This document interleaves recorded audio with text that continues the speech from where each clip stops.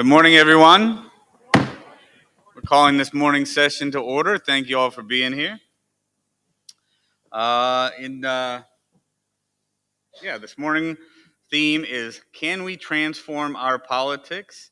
And I think that you're going to find some incredibly inspiring speaker here, or an incredibly inspiring speaker here this morning. So thank you for all being here, and really looking forward to getting this thing underway. Absolutely. It has been already an incredible 2 days. I know that I was able to experience some really, really powerful things yesterday. Let me ask you, what was something powerful you experienced yesterday? I've had so many conversations here with so many people that have done.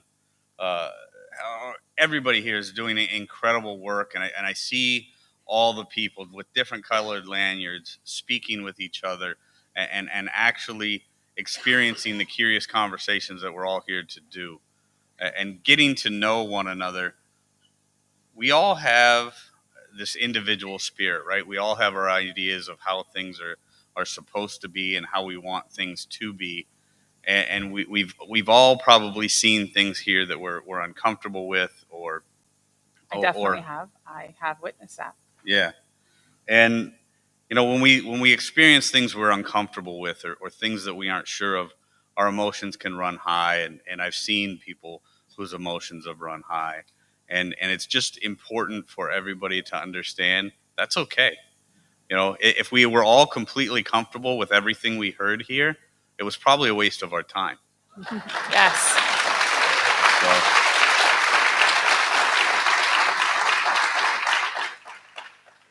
I completely agree with you. I saw some really incredible things. I didn't get to go to every session that I wanted to yesterday, but in the meantime, I did have to spend some time in the coffee shop, checking my emails, and I just overheard incredible conversations from people who didn't know one another, talking about what they'd heard, how they felt, how it was comfortable or uncomfortable, how they maybe thought about something a little bit differently than they ever had before because of something they didn't expect to see or hear.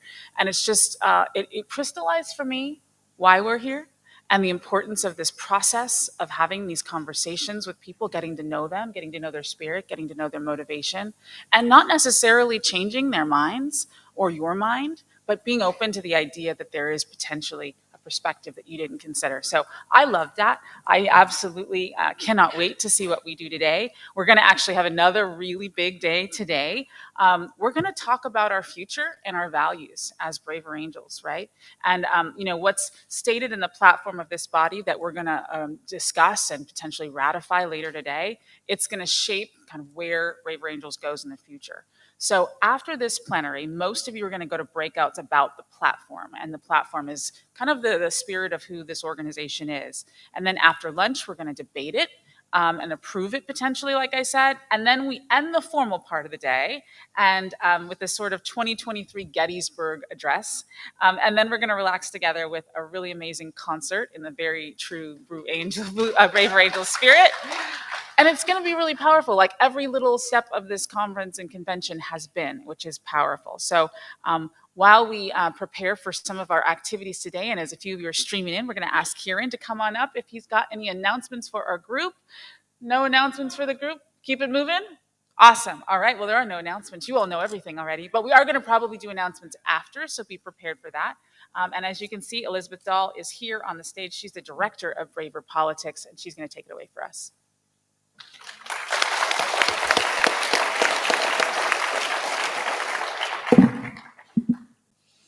Hi, everyone. Thank you for being here today. My name is Elizabeth Dahl. I'm the director of Braver Politics at Braver Angels, as Erica just mentioned. I am from Washington State, just outside Seattle, a little place called Bainbridge Island. And my background before I joined Braver Angels was campaign management and political consulting. That meant that I got to witness kind of the best and the worst of political polarization. I saw people who I knew barely disagreed with each other, screaming at each other, calling each other names. I saw friendships destroyed between people that I knew were not that far apart from each other. I saw candidates lose races that should have been winnable because they didn't know how to speak to people who disagreed with them. And that really bothered me.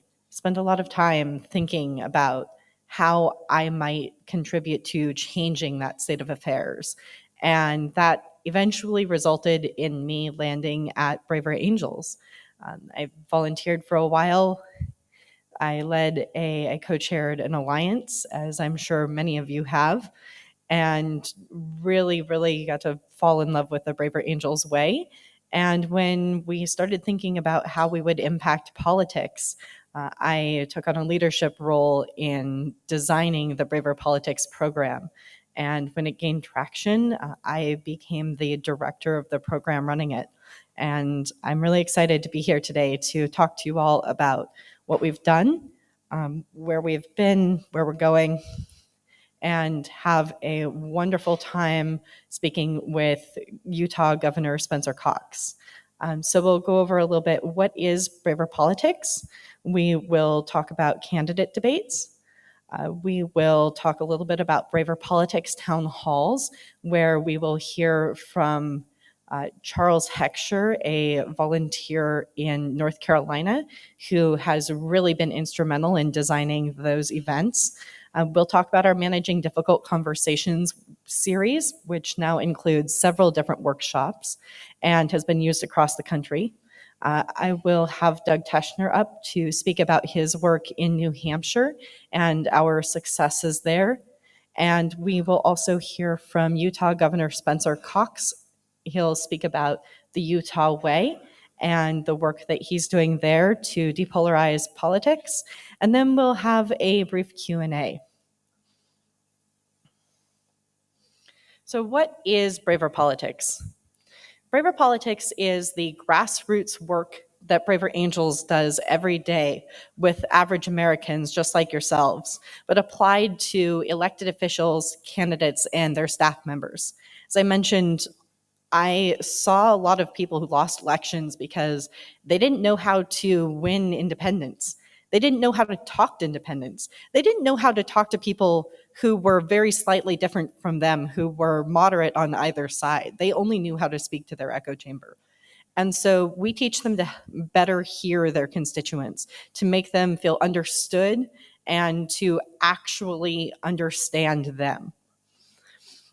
We give them the skills to speak across urban-rural divides.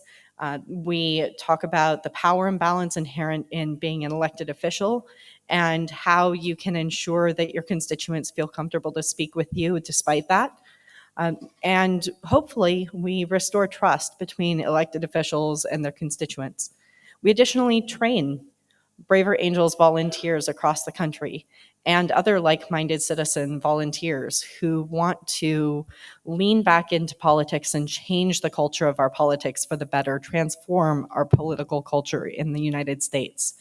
We help them to become political activists for the cause of political depolarization, starting in their own backyards. Because everybody wants to change the country, everybody wants to change Congress. You don't change Congress by changing Congress. You change Congress by changing the country. And you change the country by starting in your own backyard.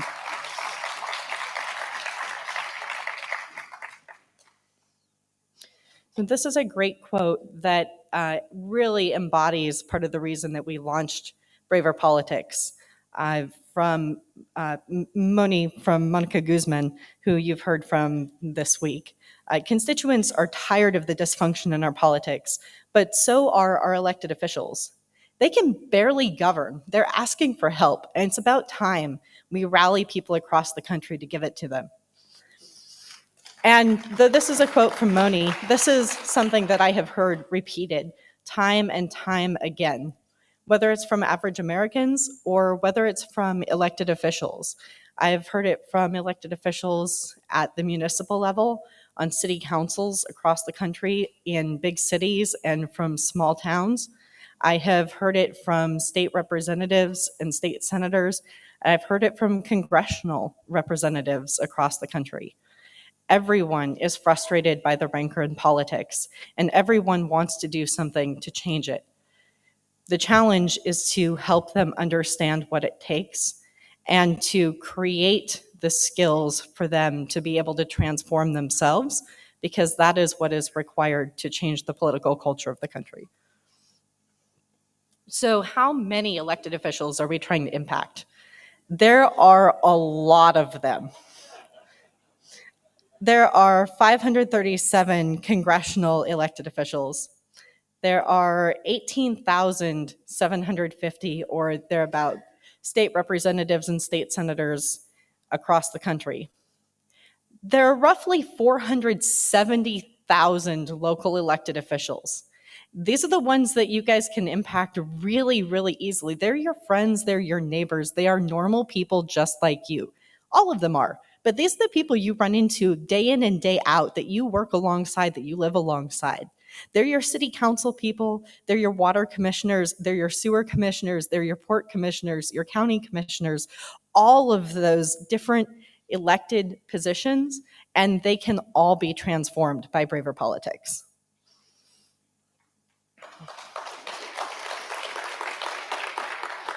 So where have we been so far? We have already touched over 4,000 candidates and elected officials in the United States across 18 states with braver politics teams. You'll notice we have alliances in a lot more than 18 states. That means there are a lot of you that should start braver politics work that haven't done it yet.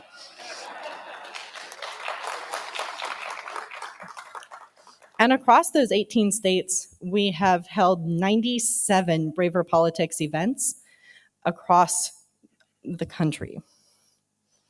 So one of those events that we reorganized, that I was extremely privileged to reorganize, are candidate debates.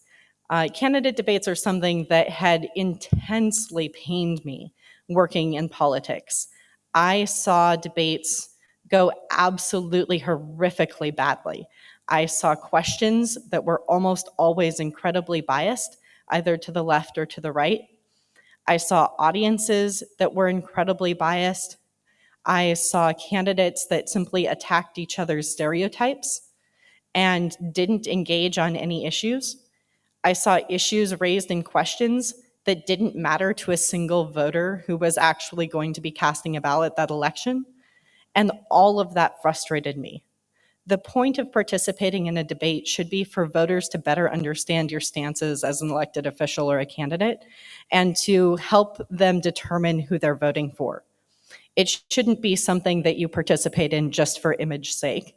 And it shouldn't be something that pains you to participate in and just creates an opportunity for your opponent to destroy you in a campaign ad. People should learn something from them, and voters should benefit from them. So we tried to do it better. Across 4 states, 2 congressional debates, and 4 state legislative debates. I think we did. We envisioned candidate debates where issue clash was more important than personality clash, where candidates avoided stereotypes, they cited their sources, where questions that were asked of them were not easy to anyone, and where voters heard candidates address the issues that were actually most important to them, and where they learned something new about the candidates' stances on those issues that could potentially change their mind and inform their vote. We did that. According to the survey data that we received after completing our pilot debates in Washington State, 80% of the audience respondents who watched the debate felt that the questions asked in our debates were fair to both sides, compared to just 63% in our control group. 82% of audience members in the Braver Angels candidate debates thought that the moderator treated each candidate fairly, compared to just 64% in a controlled debate. We worked with the Washington State Debate Coalition on these debates. We also worked with the League of Women Voters variously. We worked with chambers of commerce in other districts. It's just been a really valuable learning process. I worked with I would be remiss if I didn't mention my partners in candidate debates. Dr. Justin Eckstein from Pacific Lutheran University in Washington State, Dan Carnice, who's around here somewhere. April Lawson was a wonderful assistant also and instrumental in bringing these to life. 75% of audience members in our debates following the Braver Angels rules that we created felt the topics discussed in these candidate debates represented their biggest concerns, compared to just 65% of the audience who said that in the control debate. And 80% of the audience said that the debate helped them learn where candidates stood on the issues, compared to just 66% of people who learned where the candidates stood in a controlled debate run the normal way. Candidates were respectful to each other, most audience members agreed. What a shift!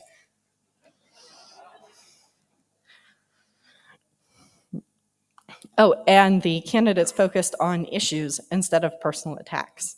And now I'm going to take a moment to play a video that I mentioned from Charles Heckscher about introducing town halls. And I'll speak a little bit to a town hall that I recently moderated in Utah. Josh, can you play the video? Hi, I'm Charles Heckscher. I'm a longtime Braver Angels volunteer. I've been to all the previous conventions, and I'm very sorry not to be able to be at this one at a moment when the organization is confronting new challenges and exploring new frontiers. It's an exciting moment. I've been asked to speak just for a few minutes about town halls, or deliberative town halls, as we call them, which are a relatively new Braver Angels offering. I was a principal designer, in which citizens of different views gather to talk about issues that are important to them, but not to debate them. Instead, they're looking for common ground, for pragmatic solutions that would draw wide support. And then they discuss these ideas in a report out to and a conversation with their political representatives. So Braver Angels Town Hall can be quite large. It's designed to be up to several hundred people, or relatively small. It's in two parts. It's an hour.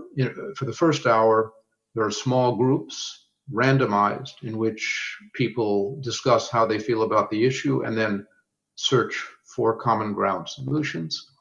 And then in the second hour, they report out and discuss these proposals with their elected or their political representatives. They've been held at multiple levels. There have been at least one with a member of Congress, and there have been a number at the state level with state representatives, and a number at local levels with town councils and so on. I have not seen them all by any means. There are a lot that I haven't even been aware of. It's a very decentralized organization, but from what I've seen, they've been quite successful, even in very controversial issues. It bringing people together and really grappling with pragmatic kinds of solutions. They help to bring out areas of common ground, help people to articulate them. And they help also in building understanding and trust with local officials. From what I've seen at the national and state level, the town halls have mostly so far been dominated by members of Braver Angels who are already committed to the idea of civil discourse but want to talk with their representatives. At the local level, the dynamic has been a little different because they are able to bring in a wider range of the community. They talk about issues, for example, homelessness in the town of El Sobrante in California, which is of great interest to a wide swath of the community. So people come not because they're members of Braver Angels, not because they're committed to civil discourse, but because they really want to talk about the issue. So the dynamics then become different. The usual method is, of course, people troop to the microphone and yell at their public officials from different perspectives. Here, they meet together, they try to find some common ground solutions. Passions do run high, but the outcome has been that they work pretty well to reduce the ideological posturing, which is typical of such meetings, to encourage searches for pragmatic approaches that can draw wide support. This has been done with issues, for example, of local as well as homelessness, of local planning, development proposals and so on, and starting to be done with school boards. In these local ones, in other words, we've been able to extend the Braver Angels way, as I like to say, into the wild, beyond people who are already Braver Angels members and converts, to people of all levels of experience and education who are trying to figure out what they think about difficult issues, and in fact, the vast majority of people. And in these circumstances, we hope and believe that town halls can both help to rebuild trust between citizens and their public officials, and to bring together communities that are inflamed by passions and divided. Just as a final note, we think that school boards and school issues are a wonderful place to try more town halls. At this point, throughout the country, almost in every area of the country, there are intense debates, intense feelings about what's being taught in the schools, and what values should animate public education.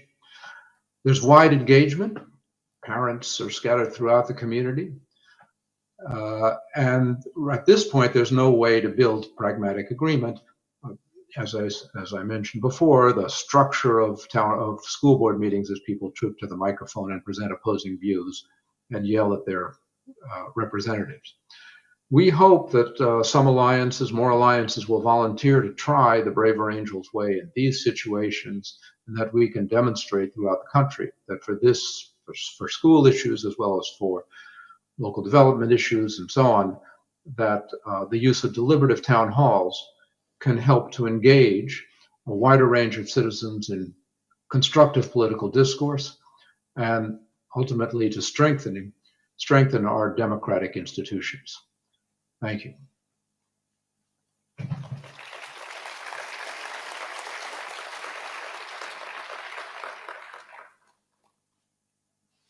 And Charles mostly talked there about the town halls done at the local level and county levels and regional levels. But I wanted to speak a little bit more to how town halls can work at the congressional level. I was in Utah at the end of May to run a town hall for Congressman John Curtis, and it worked quite well. And I'm excited to expand these more at the congressional level. I have a similar event that's called Constituent Conversations, and I've been running a series of those for some county council members in my home state. This format brings people together who think differently from each other but are concerned about the issues that face their community, and it incentivizes them to think about those things through curious questions about the life experiences that impacted their view on that particular issue, that motivate their values and concerns around that issue, and then help them to talk through that, following the Braver Angels ground rules that we use for everything that we do, to understand where their fellow community members are coming from, and then to be able to share in a more common way, with their elected officials or with the candidate, this is what we would like to see. This is why we feel the way that we do. And it's not, instead of being vitriolic, it is extremely calm and thoughtful and a little bit more nuanced. Now I will move on to Managing Difficult Conversations workshop series. Our Managing Difficult Conversations series has taken on a life of its own since it initially began. We started with a workshop that we called Managing Difficult Conversations with Constituents and Colleagues. It's a mouthful. That we discovered was information overload for elected officials as we presented it. So it was broken into two separate workshops, which are now Managing Difficult Conversations with Constituents and Managing Difficult Conversations with Colleagues. One of these was so popular with the New Hampshire state legislature and New Hampshire state government that they actually asked us if we could develop a similar training designed specifically to teach skills pertinent and exchanges pertinent to election workers in the state of New Hampshire. And so Patricia Higgins and Doug Teschner took that on with Bill Doherty, and they designed a offshoot called Conversations with Voters, a skills workshop for election officials. And between the two of them, Patricia and Doug, they trained all 275 state election officials in New Hampshire, or keepers of the checklist, as I believe they're called.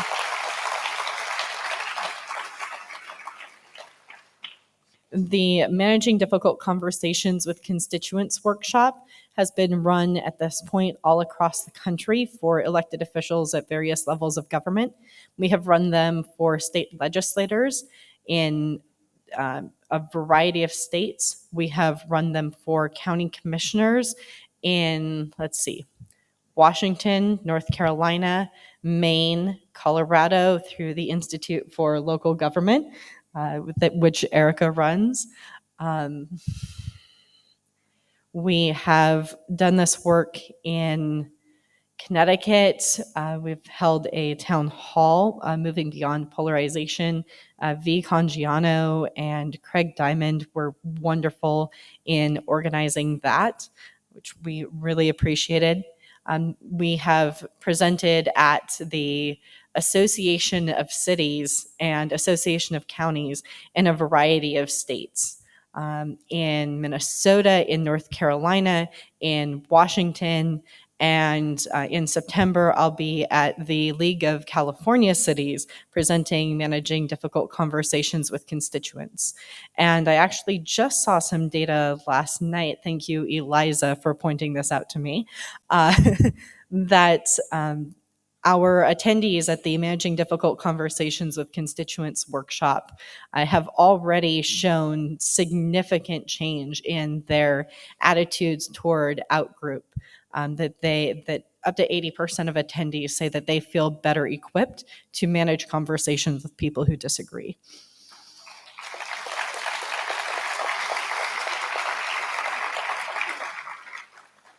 Now I'm going to have Doug Teschner come up and talk about his work in New Hampshire. Doug is the Braver Angels New England Regional Coordinator. He is a former Republican state representative in New Hampshire. He was a Peace Corps country director in Ukraine and West Africa. He is an international mountaineer. He's climbed mountains in a variety of countries. He has a doctorate of admin leadership from the University of Massachusetts, and he is multilingual. So I will let him take it away discussing New Hampshire.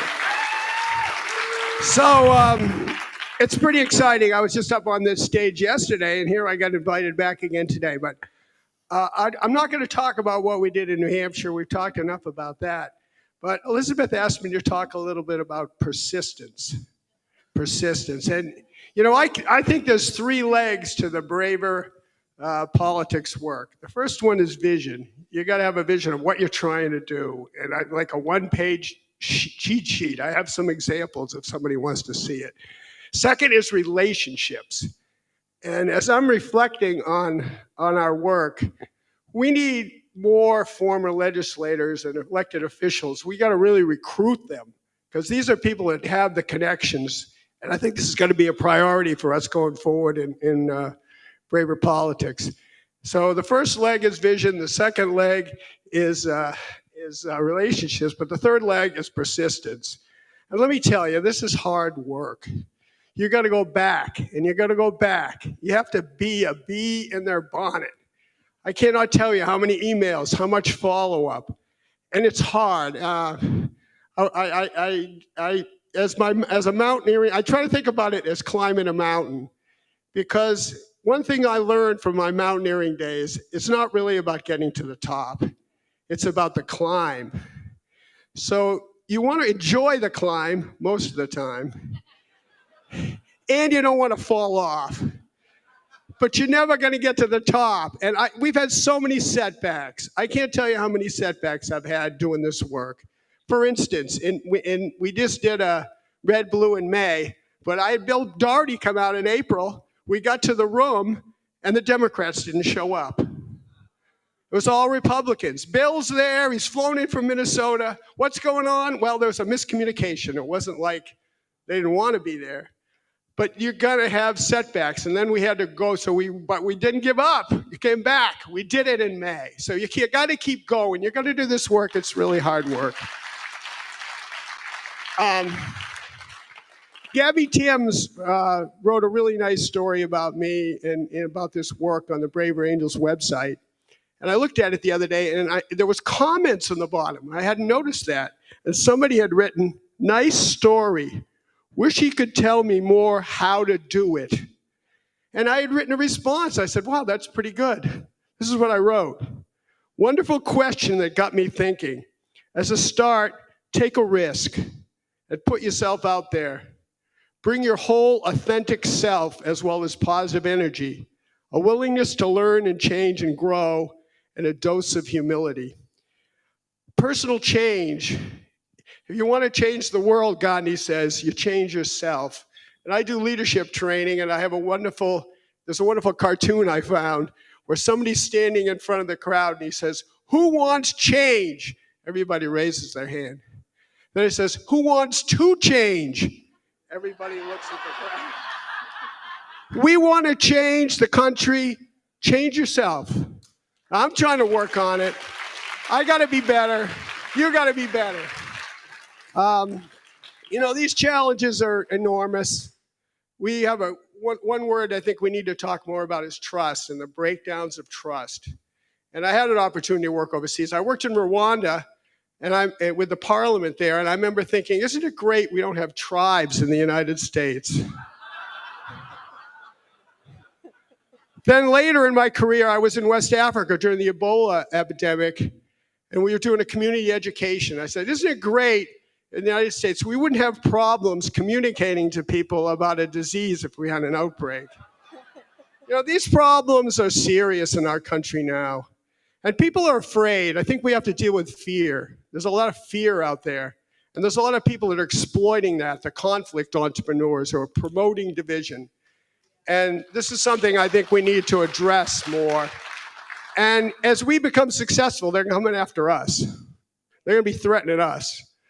And that's when we know we're having an impact, when the conflict entrepreneurs come after Braver Angels. But it's a tough business out there. So I just want to say, the problem is deep, but we can do it. We can do it with a lot of hard work and a lot of personal change and personal intervention. And I'm so proud to be here at this convention, and thank you all. Bye.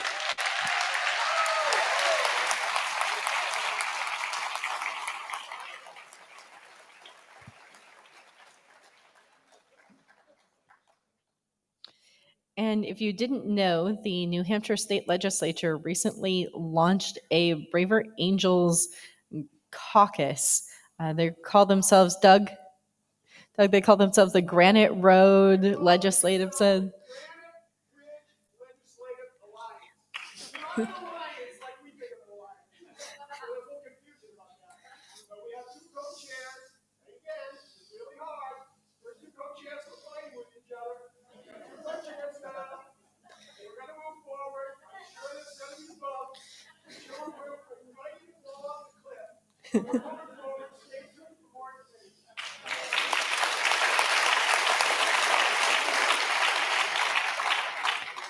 So we can succeed, and we can have serious impact at all levels of government.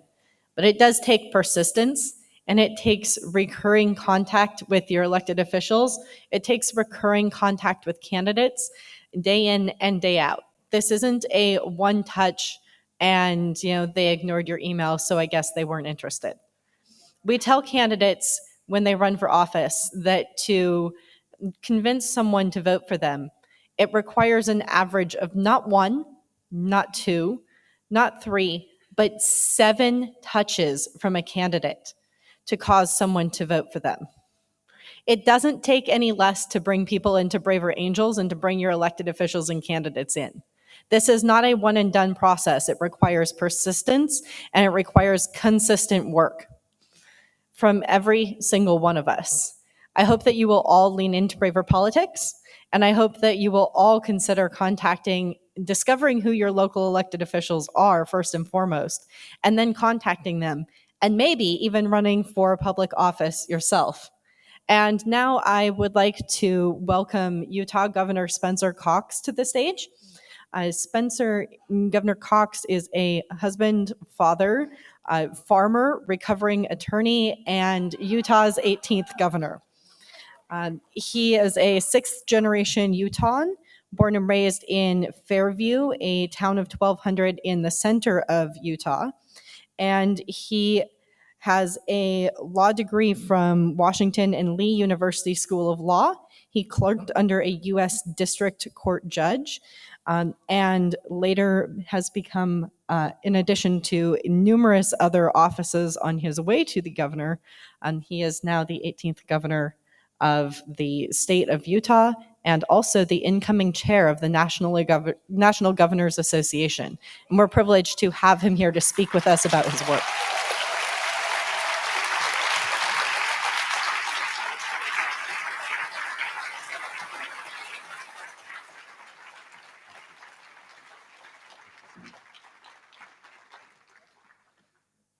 Ladies and gentlemen, it is indeed an honor to be here with you today in this beautiful place. You are my people, and it's so refreshing to see Americans being American.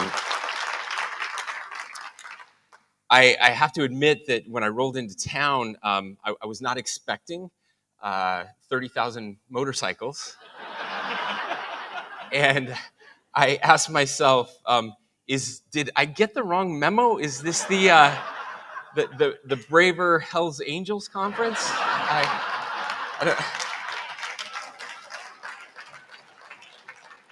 I didn't know if someone else had used that joke, but I took a chance. I don't usually prepare formal remarks. I usually speak off the cuff, very rarely, but for such an esteemed audience, I thought I should write a few words down. And as I was saving the file, I just usually save it, based on the place, and immediately said Gettysburg, delete, Gettysburg speech. And so the other one was taken, and I will share a few remarks, and then I'll probably just go off, and I hope that's okay. But I've been thinking, obviously, about Independence Day, and I hope you had a wonderful 4th of July as we celebrated together. As you know, July 2nd, 247 years ago, the Continental Congress voted to be free and independent states, absolved from an allegiance to the British Crown. And then 2 days later, of course, on July 4th, the Declaration of Independence was signed. In a letter to Abigail, John Adams wrote this: "I am well aware of the toil and blood and treasure it will cost us to maintain this declaration and support and defend these states. Yet through all the gloom, I can see the rays of ravishing light and glory. I can see that the end is worth all the means. This is our day of deliverance." He went on to say this. Well, before I get there, obviously John and Abigail, whom my amazing wife is named after. She's a bicentennial baby, 1976.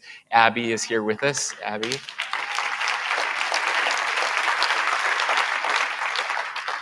But John and Abigail understood the responsibility, the work, the real work and sacrifice it would take to establish the greatest nation in the history of the world.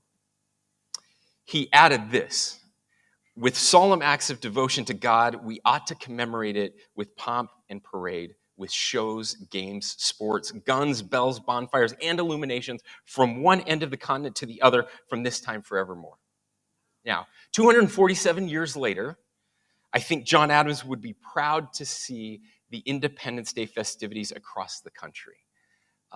Indeed, we have incredible parades and shows and games. We have amazing food and barbecues, and you can even get a great deal on a mattress. And I think John would be so excited to know that we've gotten so much better at blowing stuff up. I think we've really kind of nailed the celebration part of all of this. But I'm less sure that John and Washington and Hamilton and Franklin would be as proud of our country when it comes to the blood and toil part. The real work of preserving our republic. The founders understood that true patriotism wasn't just pomp and circumstance, that keeping our republic would take so much more sacrifice and selflessness. Now, John Adams also taught that without the great political virtues of humility, patience, and moderation, every one of us, quote, becomes a ravenous beast of prey. James Madison and Alexander Hamilton praised the Constitution's spirit of moderation. I keep using that word, in contrast to the, quote, intolerant spirit of those who are ever so much persuaded of their being in the right in any controversy. But of course, it was George Washington that consistently and constantly warned us of the dangers of division and factions. He spent a significant amount of time warning future generations, warning you and me today, 247 years later, that the only way this great nation could fall is the very toxic partisanship that we're experiencing today, driven by conspiring people that, as he said, quote, tend to render alien to each other those who ought to be bound together in fraternal affection. Now, you see, George Washington understood better than anyone, as my friend Tim Shriver would say, that there is nothing more un-American than hating our fellow Americans. Now, ladies and gentlemen, we live in the greatest nation.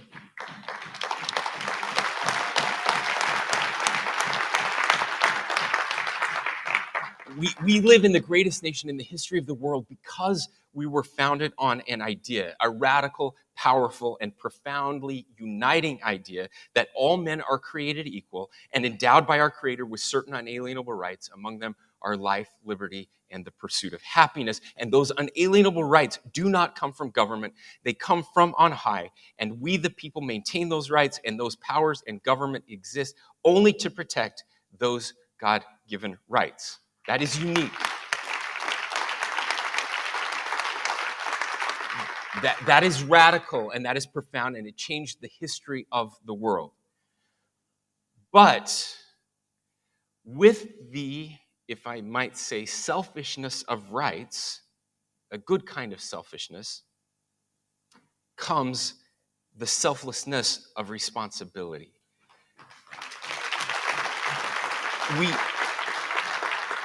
We know and we say often that faith without works is dead. Similarly, I believe that rights without responsibility and sacrifice leads to chaos and a house divided that cannot long stand. The radical selfishness we see today on both the extreme right and the extreme left is rotting our increasingly fragile republic. Now, if we are to keep those rights and this republic, it is our duty to actually get back to the work and sacrifice of maintaining the republic. And that work, the real patriotism needed today, is the work of building our communities, lifting our neighbors, and loving and serving our fellow men and women. Yes, even those, especially those who disagree with us. Now, of course, you already know all of this. That's why you're here. I don't know if the phrase "preaching to the choir" was designed for this very speech that I'm giving to you right now, but it absolutely applies. And I want to thank you for your blood and toil, your labor and sacrifice in what feels like an ever increasingly daunting challenge to try to convince our fellow Americans who disagree not to hate. That's why I'm here. over the course of the past year, I have learned so much from you, from your leadership, from your membership in Utah and across the country. Which is why next week, when I assume the chairmanship of the National Governors Association, I will be launching an initiative called Healthy Conflict. Disagree better. Now,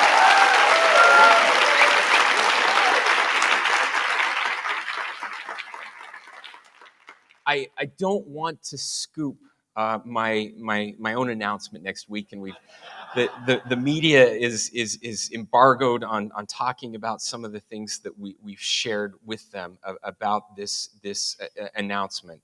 But the initiative will feature governors modeling healthy conflict and helping to amplify the good work that you are doing. So the theme today is, can we transform our politics? I'm very hopeful that the answer is yes, or we're all wasting our time and should go back. The question is at the very heart of this initiative. And again, the answer, of course, has to be yes, because the alternative of continuing down the current path is the unthinkable. But perhaps not unthinkable, since we are here on the site where the unthinkable actually happened. I don't believe it is hyperbole to say that this is the greatest challenge of our time. You see, we can never solve any of the other challenges, healthcare, immigration, energy, any of the biggest issues of today, if we hate each other and continue to fill state houses and the halls of Congress with performers and people that destroy institutions and our fellow Americans.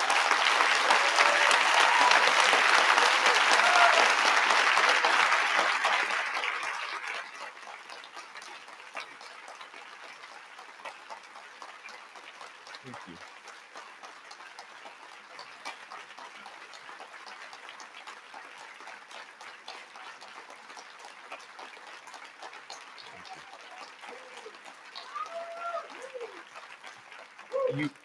You are all far too kind. I promise. It's all downhill from here. So just stay with me. But I want to go a step further. I believe the very security of the entire world, not just our nation, lies in the balance. As ravenous and power-hungry dictators thrive, while the most important and powerful nation in the world spends its time fighting on Twitter about stupid things that don't matter. Okay?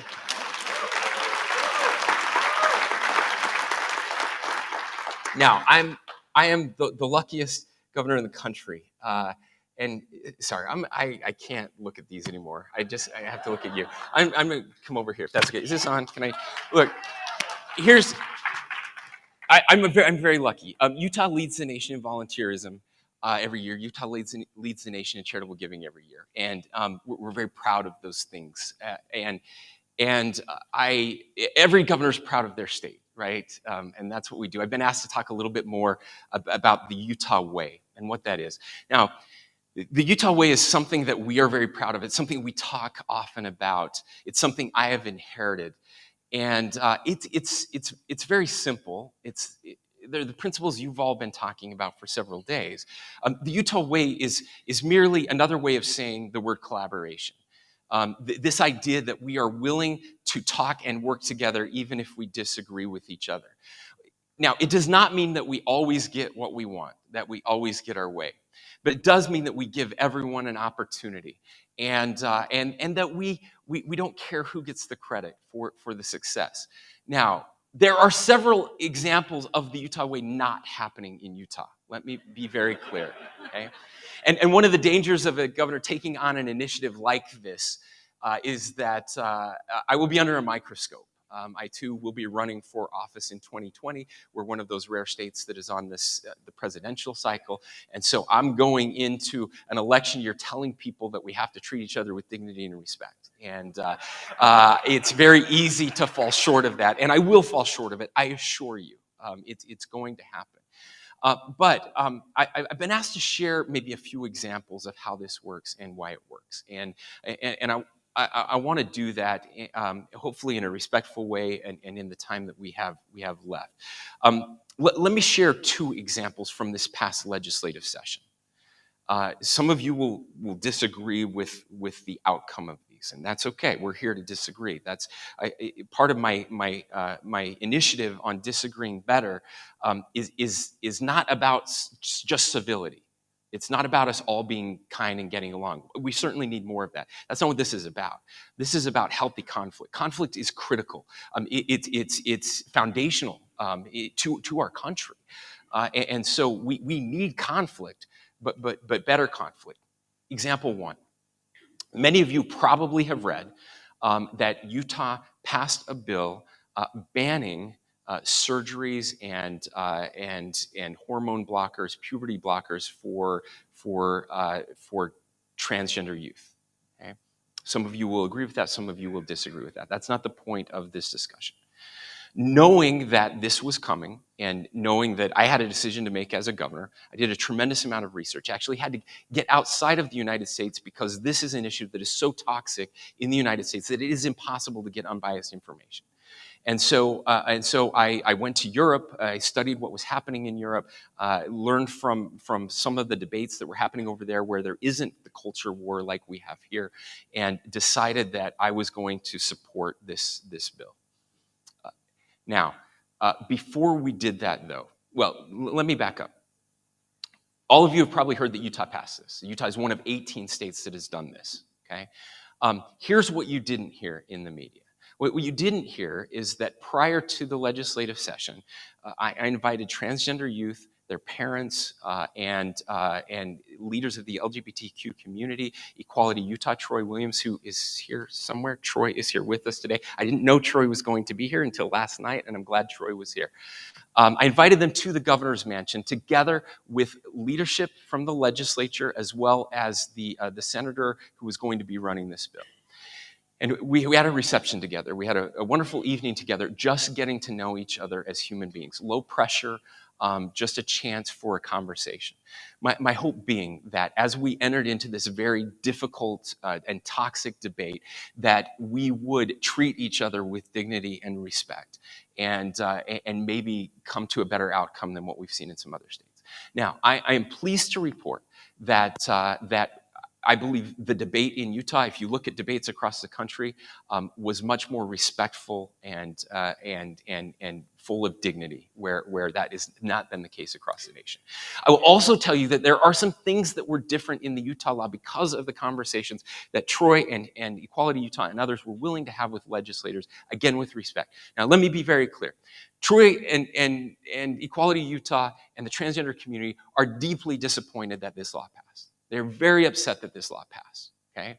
And again, the Utah way doesn't mean that we always get our way.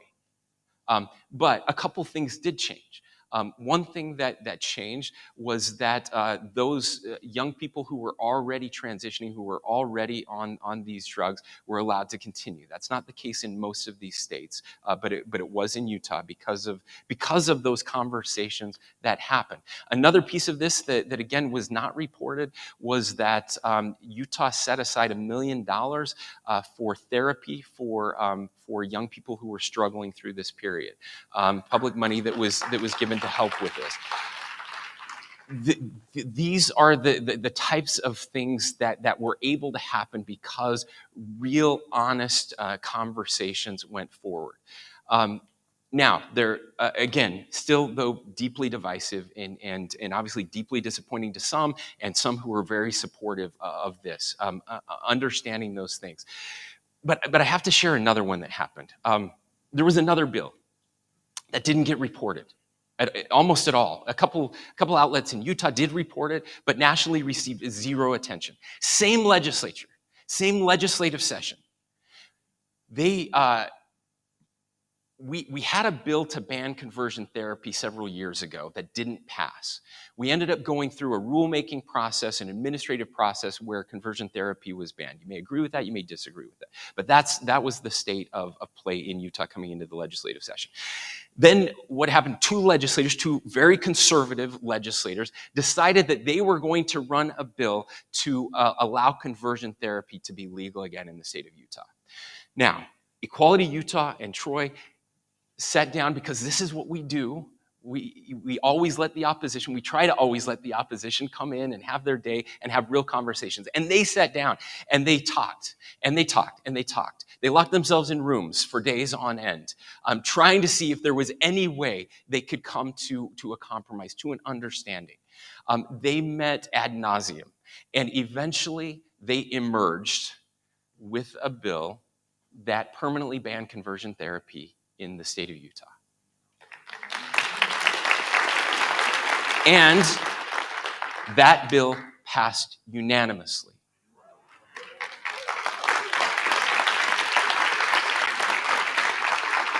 And we had a bill signing where Equality Utah stood next to the Eagle Forum, and we signed this bill. Now, I ask you, why have you not heard of this? Why did the media not cover this?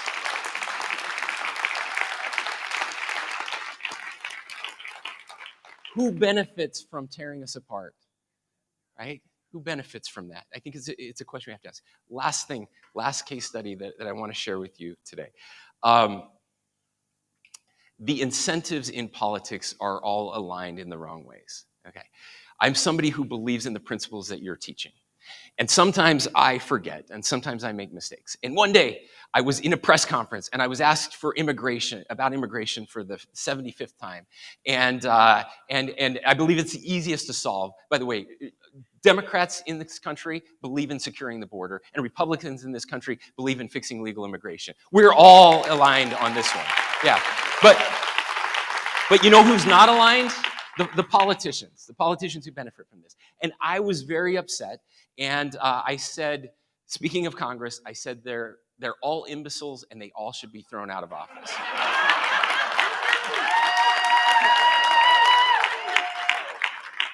That was the response I expected. And by the way, it's the response I got from Utahns. They loved it. Within 10 minutes, every media outlet in Utah had a headline on their website: Governor Cox calls congressmen imbeciles, and they should all be thrown out of office. And 2 hours later, I apologized.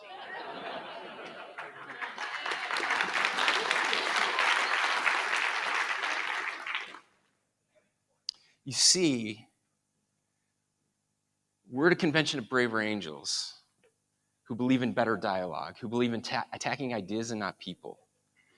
And yet you all cheered when I attacked people and not ideas. Do you see how this works? The incentive structure, thank you. The incentive structure for politicians is to do that. I got texts from people I hadn't heard from in years, thanking me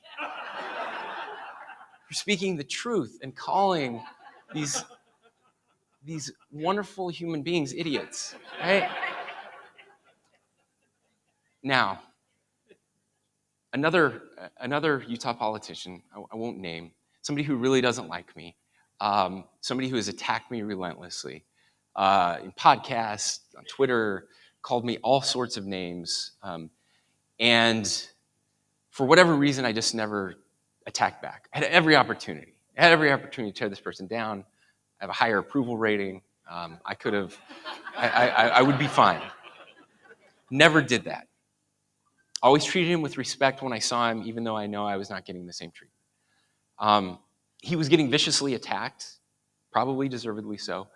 And I reached out and told him I was sorry for the attacks that he and his family were receiving.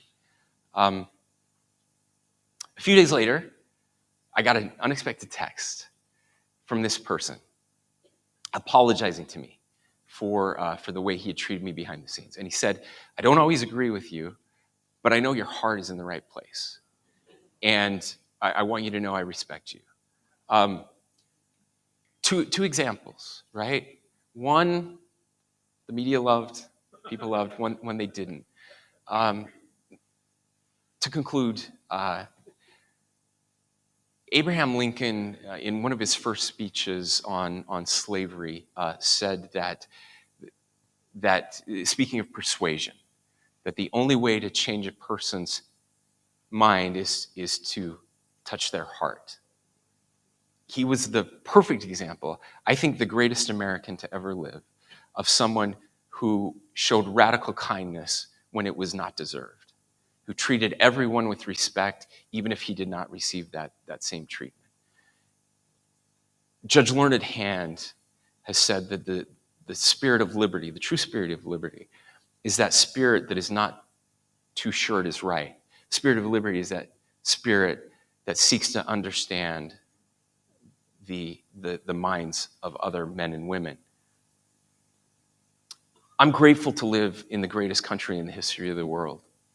I'm grateful for my fellow Americans. I believe that there is an exhausted majority out there who are desperate for something better.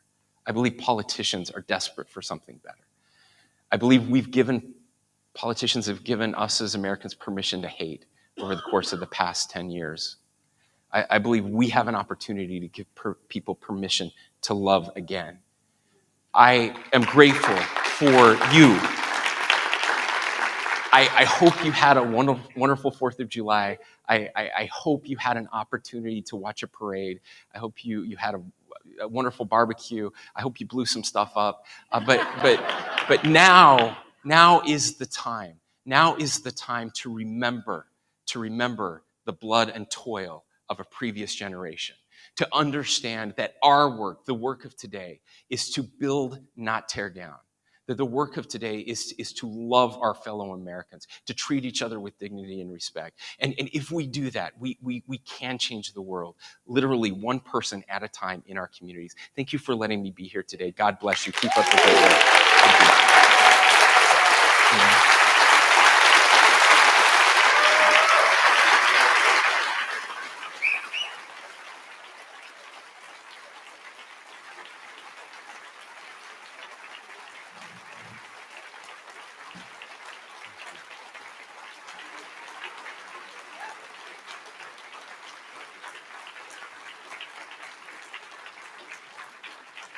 Okay, I think we have some time for a couple questions. I'm happy to answer anything. Yeah, I am happy to take questions from the audience. I believe that David Blankenhorn wanted to lead us off with a question, and then I'll open it up to the rest of the audience.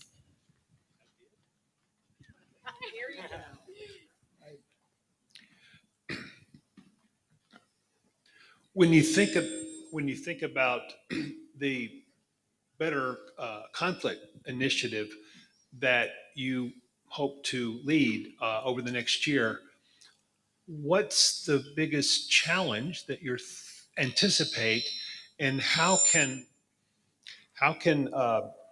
people at the community level, people that are doing the kind of work that we're doing and other groups, for people who would like to participate, how can they do that? So biggest challenge, opportunities to participate. Thank you, David. So look, the biggest challenge always is to get, well, let me back up. So this is a very scientific-based initiative that we're embarking on. We've been working with Stanford and Dartmouth, their policy labs, to understand kind of what works and what doesn't work. And again, we know what you are doing. These are things that work.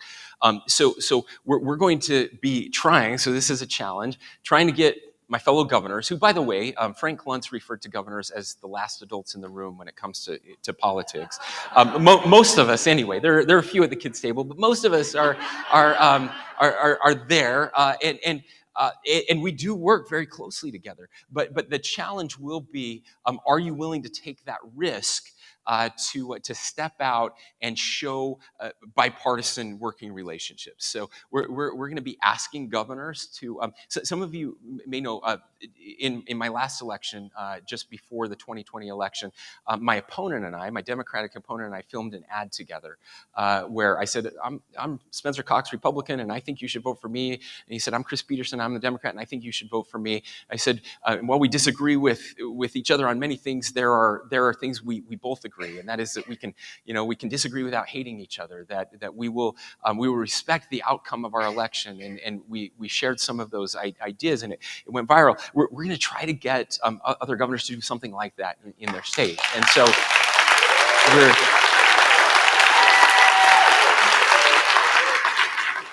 I hope it won't be much of a challenge, but we're going to try. But how you can help is by spreading these messages and doing. We're not trying to recreate things. We're trying to lift organizations that are doing this work. So the best way to help us is doing the Braver Angels thing.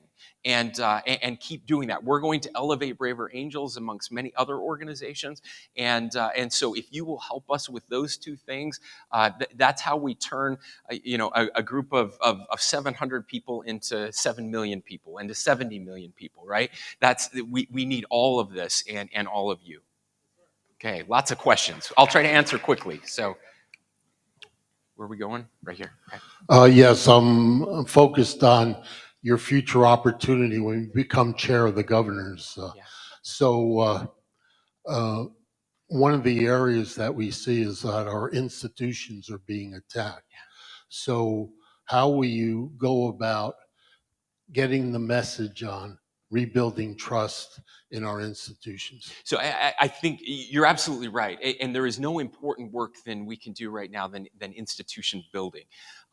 We are, again, going to try to bring voices together over the course of the next year from different institutions, helping again my fellow governors to that's kind of my group, to understand how these attacks on institutions are so dangerous, right? So elevating that message of how we're destroying these institutions, even our own institutions. Members of Congress are destroying Congress, as they attack their own institution. We'll be working, for example, with the Supreme Court, and helping to help restore faith in that institution. And so institution building is at the core of everything we'll be working on over the next year. Thank you.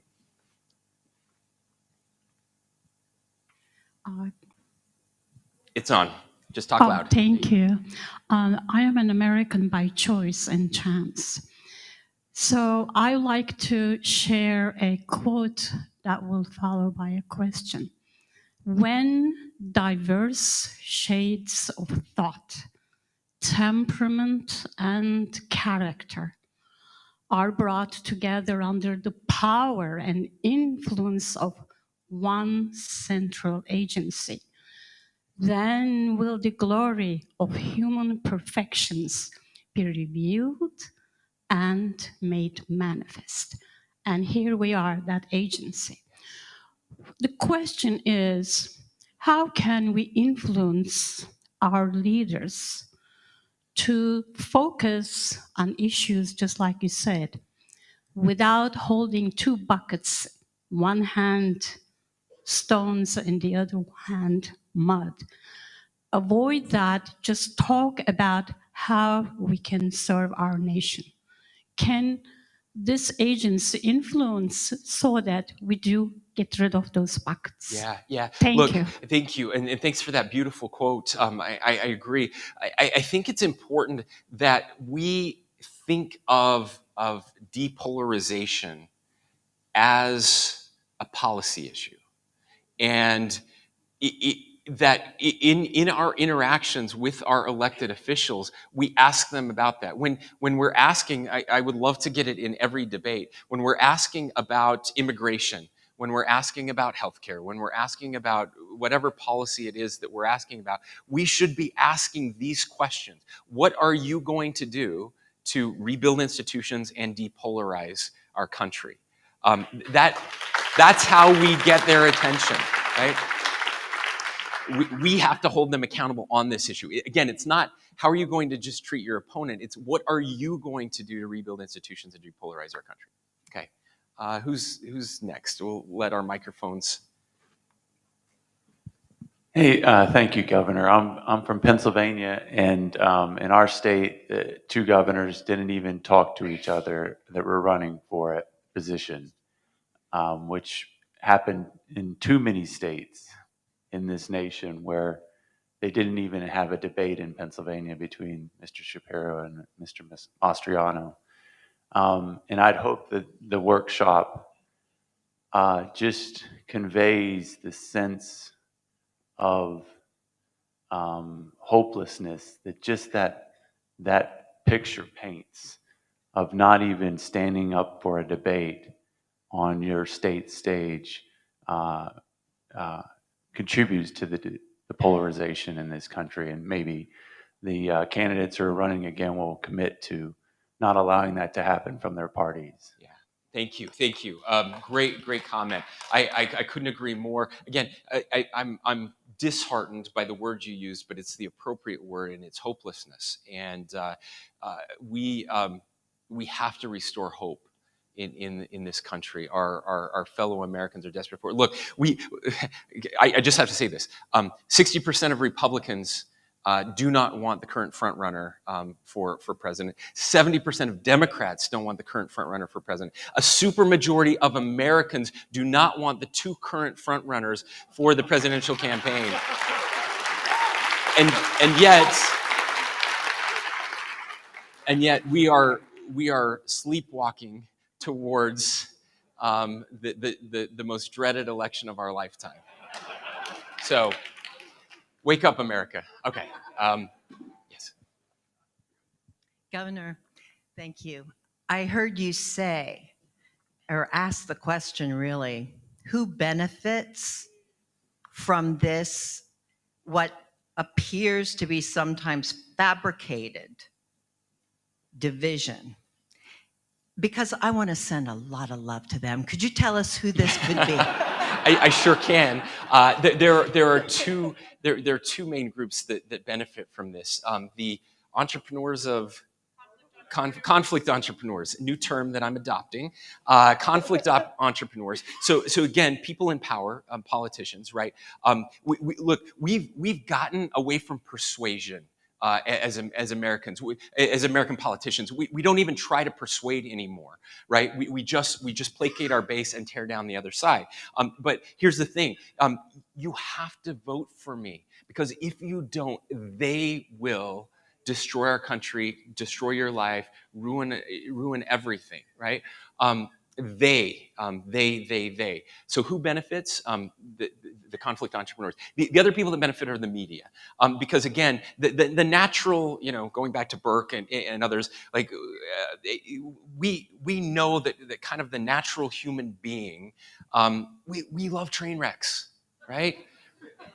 Real train wrecks, political train wrecks. We love it. We know we shouldn't, but we do.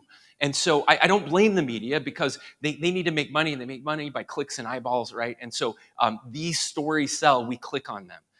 But my message to the media, as I met with them yesterday, is you also have as an obligation as American institutions protected by the First Amendment to provide counter programming. You have to. I get that you have to write about these terrible people and the things that they say, but you also have an obligation to write about the good things that are happening in our country, and the good messages that are out there, and the good stories. And they're the ones that benefit. All right, just shut me down. I'll answer questions as long as you want me to. So we've got about 7 minutes more that we can do Great. Q&A. Okay. Please. Governor, yesterday I was in a breakout session for the Utah Way, very impressive. And one of the things that stood out the most is that Troy and the other gentleman leading said, Governor Cox forced people to stay in the room until there was some type of agreement. Very impressive. My question is, what type of restraints did you use?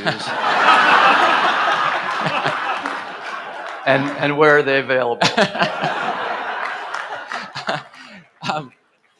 Fortunately,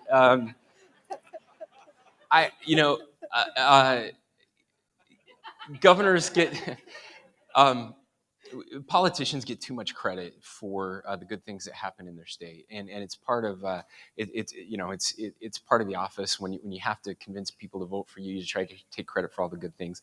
I don't get credit for the good things that happen there. We're just very fortunate to have a culture. We often say that politics is downstream of culture, right? But so I have a culture that's great, but it's not perfect, and we're losing it too in Utah, and so that's why I'm giving voice to it. I think we have to be very intentional to preserve what we have and the good things that are happening there. We have a lot of people moving to Utah. I want them to know that this is part of the expectation when you move here, is that we try to treat each other with respect even when we disagree. And by the way, that's not just a Utah thing. That's an American thing. So I didn't need to restrain anybody, but I just appealed to their better angels, and they're still in there. Sometimes we have to reach deep, but they're still in there. And I'm grateful to have leaders like Paul and Troy who are here, who were part of putting people in those rooms together on different issues. Thank you. I'm part of the media, and you're blaming the media, and you're right to blame most of the media. Most, and there are good. But there are media outliers. Yeah. There are people in the media working to bring us together. There's Solutions Journalism Network that was raised before. There are others as well. You're wrong about not blaming the mainstream media for being part of conflict entrepreneurs. They do make money from dividing us, and that is wrong, and you should blame them for that. Yeah, you are right. You are absolutely right. My point, I mean, they have to make money. That was my only point. I understand that they have to make money, and that's how they do it. But it is wrong. It absolutely is wrong. And it's one thing to report on other people dividing us. It's another thing when you're actually dividing us, and too many of them do. And I appreciate that comment. Thank you. Yeah. Thank you, Governor Cox. I just playing on this same theme here. Every day I've been checking, I search Google News, I search Braver Angels, and I'm looking for headlines in the Washington Post and the New York Times. This is the most important thing happening in this country right now. This is the most amazing thing that's happening in this country right now. And there's not a peep. So what do you think we have to do? Do we have to overturn some police cars? Do we have to occupy a federal building? I mean, what do we have to do to get their attention? Yeah.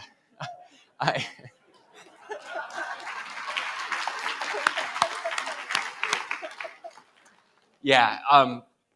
Sadly, you're right. I'm grateful we have the Deseret News from Utah here today. They will be covering this. But I met with the editorial board of the Washington Post yesterday. I met with the Wall Street Journal yesterday. I met with Fox News yesterday. I met with Axios yesterday. I'm going to do everything I can. I'm hoping that maybe if we elevate this enough, they'll have to pay attention to us. But what I will say is keep doing what you're doing. That was one of the surprises, the ad my opponent and I did together. We thought it would get some play in Utah. It went viral, millions of hits all over the world. We did media together all over the world. We did the BBC in London. We did all of the major news organizations because of that virality. They had to pay attention to us. How many of you saw there were two mayoral candidates in Colorado just a couple weeks ago who did a video together? Did any of you see that? Okay, so some of you saw that. Again, just a couple mayors in a small town went viral because they did this video together. I encourage you to go out and Google it, but we can bypass the media. That's my point. The media is less powerful than they've ever been, the mainstream media, because of the access that we have to social media, which is also destroying our country. But there are some good things that can come from that, and we might as well use the good things while we can to share our message. So we're actually about out of time. Okay. Last one.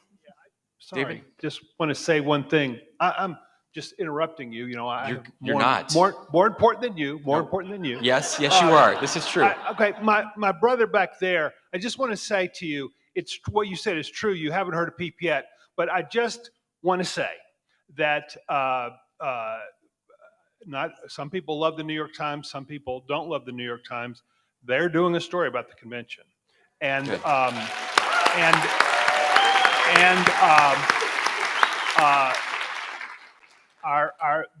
Fox News is going to do a segment. PBS NewsHour with Judy Woodruff doing a segment. Now, I want us to get a lot more, and I share your view that this is a very important thing that's happening for the country. But I just wanted, I don't want my fellow delegates to go away thinking, oh, no, there is going to be in the next several days, and unless the world blows up, we're going to get some coverage. Okay. Awesome.